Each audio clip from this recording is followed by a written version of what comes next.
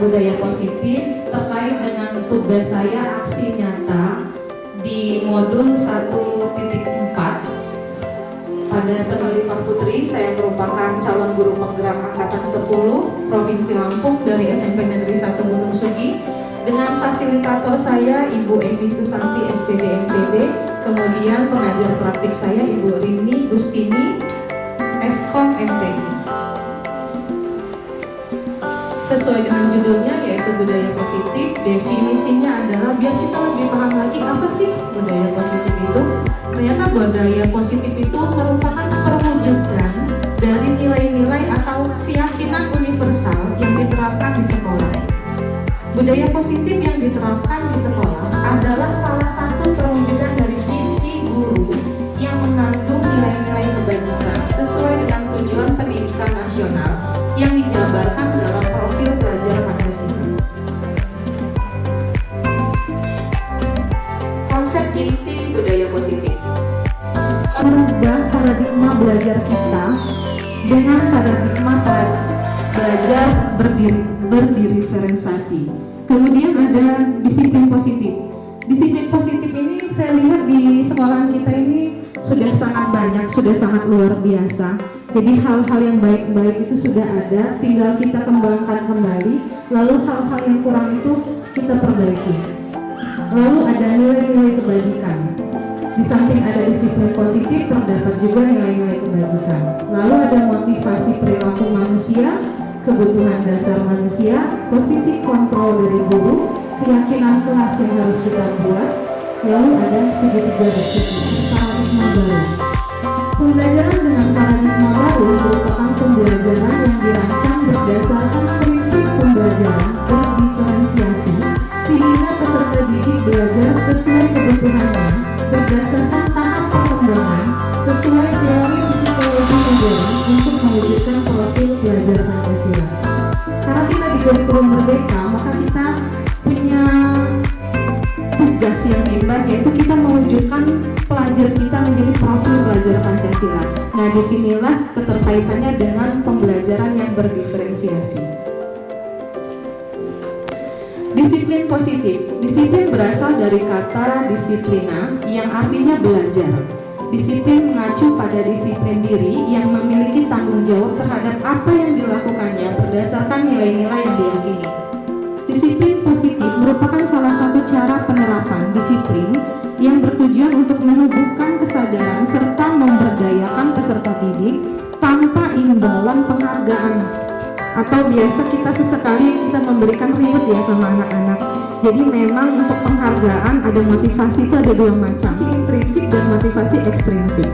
Sebagai pendidik, tujuan kita adalah menciptakan peserta didik yang memiliki disiplin diri sehingga mereka berperilaku mengacu pada nilai-nilai kebajikan universal dan memiliki motivasi intrinsik dalam perubahan perilaku ke arah yang lebih baik. Motivasi perilaku manusia. Nah, di sini yang saya bilang tadi, ternyata motivasi anak-anak kita atau bahkan kita juga itu punya dua motivasi, Bu. Dua macam motivasi. Yang pertama itu motivasi ekstrinsik, yang kedua itu ada motivasi intrinsik. Bisa kita nilai di diri kita. Motivasi ekstrinsik itu seperti apa? Ternyata motivasi ekstrinsik itu adalah untuk menghindari ketidaknyamanan atau hukuman.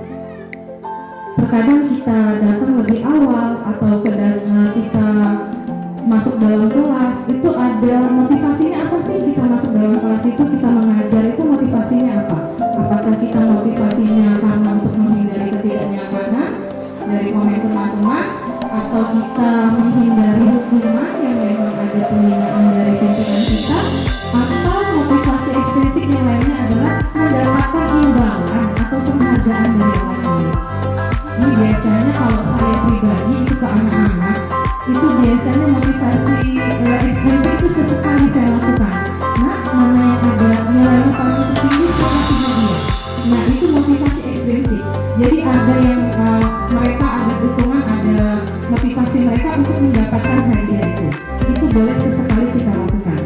Lalu yang kedua, jenis yang kedua motivasinya adalah motivasi intrinsik.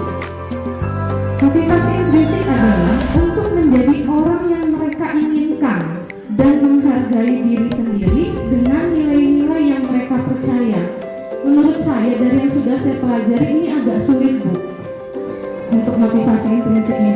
Jika anak mereka disiplin untuk tidak bolos, untuk tetap di kelas ketika belajar, itu kita memotivasinya dengan motivasi intrinsik itu menurut saya agak sulit karena kita awalnya itu harus menanamkan kepercayaan kepada anak kita, memberikan kepercayaan, keyakinan mereka, oh dengan saya duduk di kelas dengan baik, dengan saya mendengarkan dulu, itu ilmunya akan bermanfaat untuk kita. Tapi tidak semua anak kita keyakinan lebih dalam lagi dibandingkan mengikut serangkaian peraturan menggerakkan seseorang. Nah, dari pernyataan ini adalah daripada peraturan yang kita tempel di dinding, itu lebih baik kita menumbuhkan motivasi intrinsik anak. Memang tidak mudah. Bagaimana caranya? Dengan mulai pembiasaan baik untuk anak-anak. Ternyata inilah yang saya lakukan selama ini. Jadi pertama itu ada hukuman. Biasa ya Bu, kita lakukan di sekolah kita hukuman itu ya. Apa sih hukuman itu? Ternyata hukuman itu tidak terencana tiba-tiba, atau murid tidak tahu apa yang akan terjadi atau tidak dilibatkan ketika membuat hukuman, lalu bersifat satu arah. Jadi kalau kita memberikan hukuman ke murid itu bersifat satu arah, kemudian berupa hukuman fisik atau psikis. Lalu yang kedua ada jenis konsekuensi. Kalau kita memilih untuk mencari solusi sendiri. Nah, kalau dari kurikulum Merdeka ini sangat disarankan kita menggunakan restitusi ketika kita menangani kasus. Makanya yaitu ada proses menciptakan kondisi bagi murid untuk memperbaiki kesalahan, kita memberi kesempatan dia untuk memperbaiki. Yang kedua adalah kita berkolaborasi dengan murid kita tersebut untuk mengajarkan murid mencari solusinya sendiri. Jadi kita memberikan solusi ke siswa itu karena kesalahan itu bukan kita yang memberikan, tapi kita beri kesempatan dia solusinya bagaimana biar kesalahan dia tidak diulangi kembali. Itu adalah sebagai restitusi yang sudah diajarkan di kurikulum Merdeka. Nah, di sini Bu, 5 posisi kontrol guru. Di sini saya sadar kayaknya 5 ini udah saya jalanin semua. 5 posisi kontrol guru terhadap murid itu. Yang pertama ada penghukum. Yang kedua ada pembuat merasa bersalah. Yang ketiga adalah sebagai teman. Yang keempat itu sebagai pemantau. Yang kelima adalah posisi manajer. Saya contohkan suatu kasus. Ini biasa Bu, di sekolah kita ada kasusnya siswa tidak memakai atribut lengkap saat upacara. Sering ya Bu ya, tiap hari Senin ya. Ibu Rika benar? Iya. Jadi tindakannya posisi kontrol kita, jika kita memberikan hukuman ke siswa itu, siswa tidak memakai atribut lengkap saat upacara itu, hormat pada bendera selama 1 jam. Di depan tiang bendera itu selama 1 jam. Ternyata itu adalah posisi kontrol kita sebagai penghukum. Itu cuma satu arah aja dan secara tiba-tiba, dan itu benar-benar membuat siswa kita tidak nyaman. Kemudian jika hukumannya adalah berapa kali ibu atau bapak mengingatkan kamu selalu saja mengecewakan ibu dan bapak, itu mengenai atribut sekolah tadi pada acara itu merupakan posisi pembuat merasa bersalah. Ini saya benar-benar juga pernah mengalami seperti ini ketika murid-murid saya bandel. Nah, udah berapa kali loh ibu bilangnya, udah berapa kali diskusikan, kok masih ada seperti ini dari semester 1. Ternyata ungkapan yang saya gunakan ini adalah pembuat rasa bersalah untuk anak-anak. Tapi kemarin saya diberi batasan oleh pengajar praktik saya, kita sebagai guru itu jangan merendahkan marwah kita di depan murid-murid. Boleh kita membuat anak itu merasa bersalah, tapi tidak merendahkan marwah kita sebagai guru. Bagaimana? Kita bawa orang tuanya. Ketika dia membuat kesalahan, kamu mengasih anak bapak yang hari kerja, nyari uang, keringetan, seperti itu. Atau ibu kamu nak yang paling mesti bagi kamu, tapi mempersiapkan kesalahan kamu lagi. Contoh lagi untuk penerapan posisi kontrol guru dengan kasus yang sama, siswa tidak memakai atribut lengkap saat upacara. Jika kita memberikan pernyataan, ayo dong ikuti aturan sekolah, tolong bantu bapak ibu ya, sekali ini tidak apa-apa, lain kali jangan sampai diulang lagi. Benar nggak Bu kita pernah gitu? Kalau anak-anak buat kesalahan, ayo dong ikut aturan, tolong ibu, misalnya gitu. Sekali ini nggak apa-apa deh, besok-besok jangan lagi. Nah, ternyata ini posisi kita itu adalah sebagai teman. Posisi kita sebagai teman ketika memberikan pernyataan dalam kasus siswa. Yang terakhir adalah ketika kita menyatakan kamu sudah melanggar peraturan sekolah. Oh, bukan terakhir ya Bu, nomor 5. Kamu sudah melanggar peraturan sekolah. Kamu tahu konsekuensinya?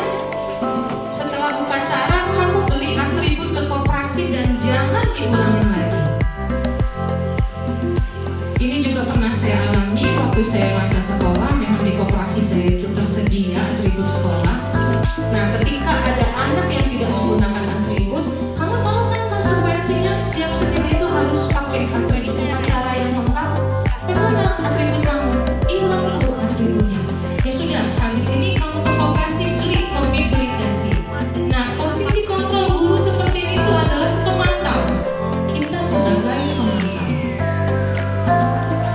Yang terakhir adalah posisi kontrol guru ketika siswa tidak memakai atribut lengkap saat upacara, yaitu apakah kamu tahu kesalahanmu. Jadi kita tidak langsung menghakimi dia. Oh, kamu tidak pakai atribut beli segala macam. Kita tanya dulu, apakah kamu tahu kesalahan kamu apa? Dijawab sama dia, kemudian kira-kira bagaimana memperbaiki kesalahanmu. Kita serahkan, kita memerdekakan mereka untuk memperbaiki kesalahan mereka. Posisi seperti inilah yang dinamakan manajer. Kalau dari pembelajaran yang sudah saya dapat,